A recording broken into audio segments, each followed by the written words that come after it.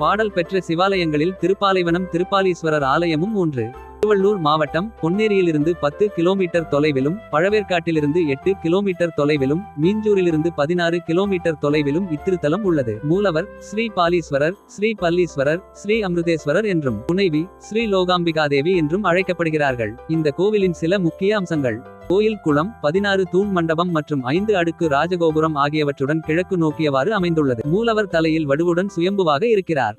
இதன் பின்னணியில் உள்ள கதை என்னவென்றால், முதலாம் இராஜேந்திர சோழன் போருக்குப் பிறகு தனது வீரர்களுடன் இந்த பாலை வனத்தில் தங்கியிருந்தார். பாலை மரத்தில் கட்டியிருந்த யானை மயங்கி விழுந்தது. இதை பார்த்த ராஜேந்திரன் மரத்தை வெட்ட உத்தரவிட்டார்.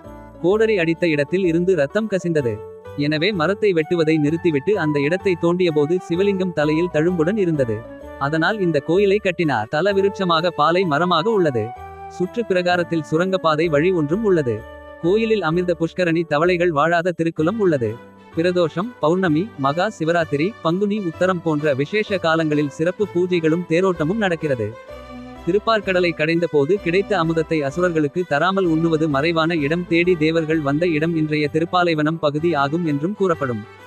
இத்திருத்தலத்தில் பிரதோஷ வழிபாட்டை மேற்கொண்டால் எல்லா நன்மைகளும் கைகூடும் என நம்பப்படுகிறது. திருமண தடை, செவ்வாய் தோஷம், நரம்பு சம்பந்தமான நோயின் தீரும் என்பது நம்பிக்கை.